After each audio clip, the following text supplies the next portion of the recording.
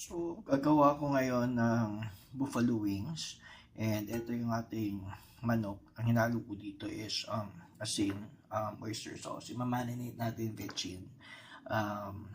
Tawag dito. Nilagyan ko ng luyang dilaw and ngoyong powder. Tsaka oyster sauce at yung seasoning. So, ibababad ko to ng more or less 30 minutes. Then, saka ko ipiprito. Then, ipiprepare natin yung sausawan natin or yung pang-coat natin.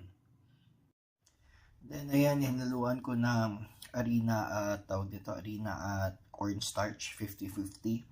Tapos, nilagyan ko rin ng itlog para binder natin.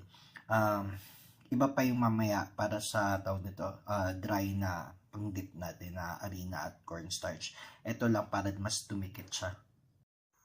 So, gawin muna natin yung sauce natin. Unahin natin yung butter. Halo ko ito. This is actually yung sauce ng adobo kagabi. Tapos, sayang naman pag itinapon kasi malasang-malasa pa ito. So, ihahalo natin ito. So, medyo nabawasan na yung sauce natin. Saka natin lagyan yung slurry natin. So, ilagyan na natin ng slurry para kumapal-kapal yung sauce. Ayan. Ito yung cornstarch natin na may halong tubig. Para palalaputin natin para dumikit siya sa chicken natin na ipiprito. Then, deep fry natin itong ating bawang para mas maging crispy to dahil nalamigan na to, stock na, so hindi na to ganun ka-crispy. So, deep fry natin sandali.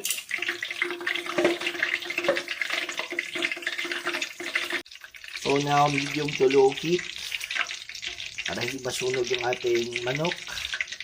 Saka natin ilalagay ang ating chicken wings. Ayan. Ayan.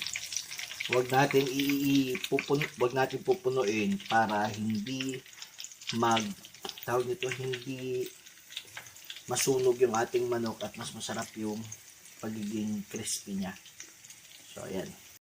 So, ayan. Nakikita niyo yung manok. Medyo golden brown na.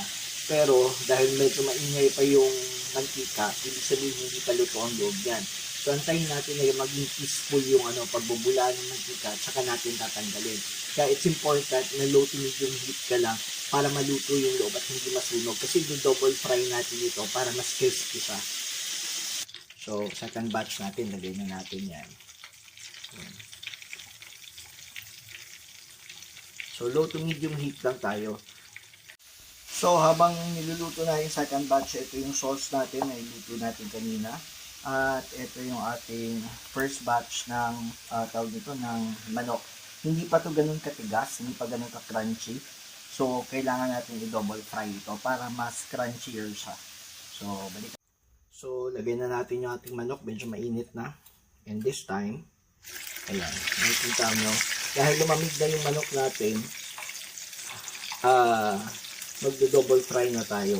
That way, mas matigas na yung matigas na yung coating niya. 1 to 2 minutes. Huwag i-overdo at mag-brown. Masusunog ang pangit niyan. So, napadrip na natin yung ating chicken. Pinatanggal natin yung mantika para hindi nakakadiri or hindi nakakauyam pag kinakain na natin. Then, pwede na natin siyang i-dunk sa ating sauce. Okay? Pag-dunk natin sa ating sauce, sama natin itong nire-fry natin na bawang. That way, meron siyang added texture aside sa harina niya, mas masarap siya kasi may added texture. Tapos, saka natin halo lang. Ayan. Halo natin yung sauce. Ayan. Ito yung masarap kamayin. Ayan. Halo lang natin. Make sure na coated lahat. Then, ready na to for serving. Ayan. So, ayan yung ating buffalo wings. Ready na to for serving.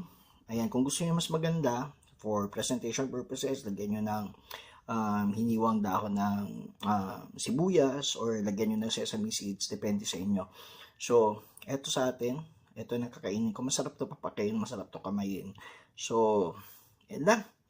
Bye-bye people.